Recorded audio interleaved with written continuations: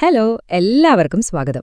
ഒന്നാലോചിച്ചു നോക്കൂ, നമ്മുടെയൊക്കെ ജീവിതത്തെ നേരിട്ട് ബാധിക്കുന്ന പല തീരുമാനങ്ങളും സർക്കാരോ അല്ലെങ്കിൽ മറ്റു വലിയ സ്ഥാപനങ്ങളോ എടുക്കാറുണ്ട്, അല്ലേ? അപ്പോ ഈ തീരുമാനങ്ങളൊക്കെ നീതിപൂർവകമാണെന്ന് നമ്മൾ എങ്ങനെ ഉറപ്പാക്കും?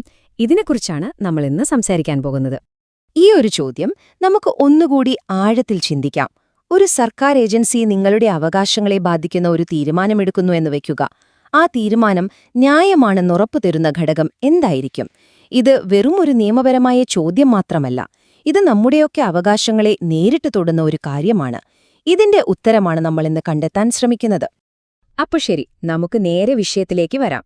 ഈ പറയുന്ന തത്വങ്ങൾക്ക് എവിടെയാണ് ഏറ്റവും പ്രസക്തി വരുന്നത് എന്ന് നോക്കാം. ഒന്നാലോചിച്ചു നോക്കൂ, നമ്മുടെയൊക്കെ ലൈസൻസ്, പെൻഷൻ, ചിലപ്പോൾ ഭൂമിയുടെ അവകാശം, ഇങ്ങനെ നിത്യജീവിതത്തിലെ എത്രത്ര കാര്യങ്ങളിലാണ് സർക്കാർ സ്ഥാപനങ്ങൾ തീരുമാനങ്ങൾ എടുക്കുന്നത്. ഈ ഒരു പശ്ചാത്തലത്തിലാണ് നമ്മൾ സംസാരിക്കുന്നത്. ഇപ്പോ ഒരു സർക്കാർ വകുപ്പ്, ഒരു കോർപ്പറേഷൻ അല്ലെങ്കിൽ ഏതെങ്കിലും ഒരു ഏജൻസി നിങ്ങളുടെ ലൈസൻസിനെക്കുറിച്ചോ പെൻഷനെക്കുറിച്ചോ അല്ലെങ്കിൽ നിങ്ങളുടെ ഭൂമിയുടെ രേഖകളെക്കുറിച്ചോ ഒരു തീരുമാനമെടുക്കുന്നത് ഒന്ന് സങ്കല്പിച്ചു നോക്കൂ. ഇതാണ് ശരിക്കും അഡ്മിനിസ്ട്രേറ്റീവ് അഡ്ജുഡിക്കേഷൻ എന്ന് പറയുന്നത്. ഇത് നമ്മൾ കാണുന്ന പോലത്തെ ഒരു കോടതി നടപടിയല്ല, പക്ഷേ അതിന്റെ ഫലങ്ങൾ നമ്മുടെ ജീവിതത്തിൽ വളരെ വലുതായിരിക്കും. അപ്പോ ഈ അധികാരികൾക്ക് തോന്നിയ പോലെ എന്തും തീരുമാനിക്കാമോ? ഇല്ല, ഒരിക്കലുമില്ല. അവിടെയാണ് സ്വാഭാവിക നീതി അഥവാ നാച്ചുറൽ ജസ്റ്റിസ് എന്ന് പറയുന്ന ആശയം ഒരു രക്ഷാകവചം പോലെ വരുന്നത്. വളരെ ലളിതമായി പറഞ്ഞാൽ, ഈ പ്രക്രിയയിലുടനീളം ന്യായം ഉറപ്പാക്കുന്ന ചില അടിസ്ഥാന നിയമങ്ങളാണിത്. അപ്പോ ഈ സ്വാഭാവിക നീതി എന്ന് കേൾക്കുമ്പോൾ വലിയ സംഭവമാണെന്ന് തോന്നാം. പക്ഷെ ഇതിനെ നമുക്ക് വളരെ സിമ്പിളായിട്ട് മൂന്ന് പ്രധാന തത്വങ്ങളായിട്ട് തിരിക്കാം. ന്യായമായ ഏതൊരു തീരുമാനത്തിന്റെയും അടിത്തറ എന്ന് പറയുന്നത് ഈ 3 തൂണുകളാണ്. ഇതാണ് ആ 3 കാര്യങ്ങൾ. 1. പക്ഷപാതം പാടില്ല. 2. നമ്മുടെ ഭാഗം കേൾക്കണം. 3. എടുത്ത തീരുമാനത്തിന് വ്യക്തമായ കാരണം നൽകണം. വളരെ സിമ്പിളല്ലേ? ഇനി നമുക്ക് ഇതിൽ ഓരോന്നും എന്താണെന്ന് കുറച്ചുകൂടി വിശദമായിട്ട് നോക്കാം. നമ്മുടെ ലിസ്റ്റിലെ ആദ്യത്തേതും ഒരുപക്ഷെ ഏറ്റവും പ്രധാനപ്പെട്ടതുമായ തത്വം ഇതാണ്. ഒരു തീരുമാനമെടുക്കുന്ന ആൾ പൂർണ്ണമായും നിഷ്പക്ഷനായിരിക്കണം. അതായത് സ്വന്തം താൽപ്പര്യങ്ങളോ ഇഷ്ടങ്ങളോ ആ തീരുമാനത്തെ ഒരു തരിമ്പ് പോലും സ്വാധീനിക്കാൻ പാടില്ല. നിയമലോകത്ത് വളരെ പ്രശസ്തമായ ഒരു വാചകമാണിത്. നീതി നടപ്പാക്കിയാൽ മാത്രം പോരാ, അത് നടപ്പാക്കിയെന്ന് എല്ലാവർക്കും ഒരു സംശയവുമില്ലാതെ ബോധ്യപ്പെടുകയും വേണം. ഇതിന്റെ അർത്ഥം എന്താന്ന് വെച്ചാല്, വിധികർത്താവ് നിഷ്പക്ഷനാണെന്ന് നമുക്ക് തോന്നിയാൽ മാത്രം പോരാ, അത് എല്ലാവർക്കും വ്യക്തമായി കാണാനും കഴിയണം. ഒരു ചെറിയ സംശയത്തിനു പോലും അവിടെ ഒരിടം ഉണ്ടാകരുത്. ഈ തത്വത്തിനൊരു ലാറ്റിൻ പേരുണ്ട്, നീമോ ജൂഡെക്സ് ഇൻ കൗസ സുവ. കേട്ടിട്ട് പേടിക്കണ്ട, വളരെ ലളിതമാണ് അർത്ഥം. ഒരാളും സ്വന്തം കേസിൽ വിധികർത്താവാകരുത്. അതായത് തനിക്ക് ഏതെങ്കിലും തരത്തിൽ വ്യക്തിപരമായോ സാമ്പത്തികമായോ താൽപ്പര്യമുള്ളൊരു വിഷയത്തിൽ ആരും വിധി കൽപ്പിക്കാൻ പാടില്ല. ഈ പക്ഷപാതം എന്ന് പറയുന്നത് പലതരത്തിലുണ്ട്. നമുക്ക് പ്രധാനപ്പെട്ട 3 നോക്കാം. ഒന്നാമത്തേത് സാമ്പത്തിക പക്ഷപാതം.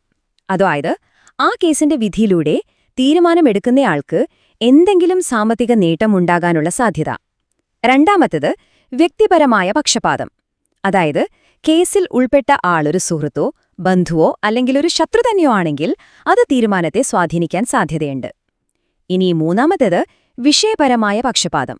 എന്നുവെച്ചാൽ ആ വിഷയത്തിൽ തീരുമാനം എടുക്കുന്നയാൾക്ക് നേരത്തെ തന്നെ ശക്തമായൊരു നിലപാടുണ്ടെങ്കിൽ അതും നീതിക്ക് തടസ്സമാകും. ഈ 3 കാര്യങ്ങളും നീതി നിർവഹണത്തെ വഴിതെറ്റിക്കാൻ സാധ്യതയുള്ളവയാണ്. ശരി, ഇനി നമുക്ക് രണ്ടാമത്തെ തത്വത്തിലേക്ക് കടക്കാം. ഇത് ഒരുപക്ഷേ നമുക്ക് എല്ലാവർക്കും ഏറ്റവും എളുപ്പത്തിൽ മനസ്സിലാകുന്നതും ഏറ്റവും പ്രധാനപ്പെട്ടതുമായ ഒന്നാണ്. നമ്മുടെ ഭാഗം കേൾക്കാതെ നമ്മളെക്കുറിച്ച് ഒരു തീരുമാനമെടുക്കാൻ പാടില്ല എന്ന ലളിതമായ നിയമം. ഇതിനും ഒരു ലാറ്റിൻ പേരുണ്ട്, ഓഡി അൾട്ടറാം പാർട്ടം. ഇതിന്റെ അർത്ഥം മറുഭാഗത്തെയും കേൾക്കുക എന്നാണ്. ഒരു കേസിൽ നിങ്ങൾക്ക് പറയാനുള്ളത് എന്താണെന്ന് കേൾക്കാനുള്ള ഒരു അവസരം പോലും തരാതെ നിങ്ങൾക്കെതിരായി ഒരു തീരുമാനമെടുക്കാൻ പാടില്ല. അതാണ് ഈ തത്വത്തിന്റെ കാതൽ. അപ്പോ ഒരു ന്യായമായ വിചാരണ എന്നു പറഞ്ഞാൽ എന്തൊക്കെയാണതിൽ വേണ്ടത്? പ്രധാനമായും 3 കാര്യങ്ങൾ. ഒന്നാമതായി, നിങ്ങൾക്കെതിരെ എന്താണ് കേസ് എന്നതിനെക്കുറിച്ച് വ്യക്തമായൊരു നോട്ടീസ് നിങ്ങൾക്ക് കിട്ടണം. രണ്ടാമതായി, നിങ്ങളുടെ ഭാഗം പറയാനും അതിനു വേണ്ട തെളിവുകൾ കൊടുക്കാനും നിങ്ങൾക്ക് അവസരം കിട്ടണം. മൂന്നാമതായി, മറുഭാഗം ഹാജരാക്കുന്ന സാക്ഷികളെയോ തെളിവുകളെയോ ചോദ്യം ചെയ്യാനും നിങ്ങൾക്ക് കഴിയണം. ഈ മൂന്നും ചേരുമ്പോഴാണ് ആ വിചാരണ പൂർണ്ണമായും ന്യായമാകുന്നത്. ഇപ്പോൾ നമ്മൾ മൂന്നാമത്തെയും അവസാനത്തെയും തൂണിലേക്ക് എത്തുകയാണ്. ഇത് ആധുനിക കാലത്ത് വളരെ പ്രാധാന്യമുള്ള ഒന്നായി മാറിയിട്ടുണ്ട്. എന്താണെന്നല്ലേ, ഒരു തീരുമാനമെടുത്താൽ മാത്രം പോരാ, അതെന്തിനാണ് എടുത്തതെന്ന് വ്യക്തമായ കാരണവും പറയണം.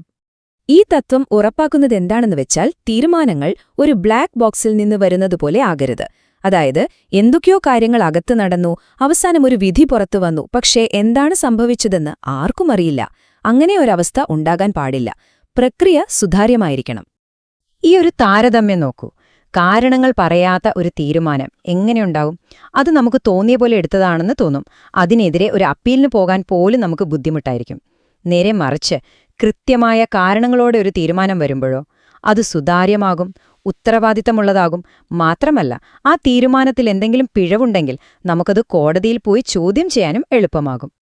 അപ്പോ ഈ 3 തത്വങ്ങളും, അതായത് പക്ഷപാതം പാടില്ല, നമ്മുടെ ഭാഗം കേൾക്കണം, കാരണം പറയണം, ഇവ മൂന്നും ഒരുമിച്ച് ചേരുമ്പോൾ എന്താണ് സംഭവിക്കുന്നത്?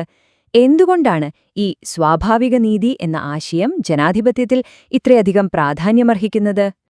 കാരണം ഇത് വെറും നടപടിക്രമങ്ങൾ മാത്രമല്ല, ഇത് ഭരണകൂടത്തിന്റെ വലിയ അധികാരത്തിന് ഒരു നിയന്ത്രണം വയ്ക്കുകയാണ്. സർക്കാർ സംവിധാനങ്ങളിൽ സുതാര്യത കൊണ്ടുവരുന്നു. എല്ലാറ്റിലുമുപരി നിയമവാഴ്ച എന്ന അടിസ്ഥാന ആശയത്തെ ഇത് സംരക്ഷിക്കുന്നു. ഈ തത്വങ്ങൾ എവിടെയെങ്കിലും ലംഘിക്കപ്പെട്ടാൽ ആ തീരുമാനത്തെ കോടതിയിൽ ചോദ്യം ചെയ്യാനുള്ള അവകാശം നമുക്ക് ഓരോരുത്തർക്കും കിട്ടുന്നു. അതാണിതിന്റെ ഏറ്റവും വലിയ ശക്തി.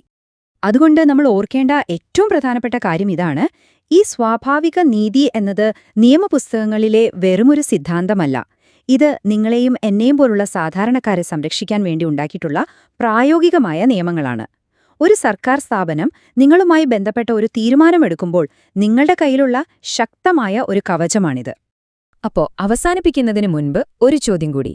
നമ്മൾ ഇന്ന് AI-യുടെയും ഓട്ടോമേറ്റഡ് സംവിധാനങ്ങളുടെയും ഒരു കാലത്താണ് ജീവിക്കുന്നത്, അല്ലേ?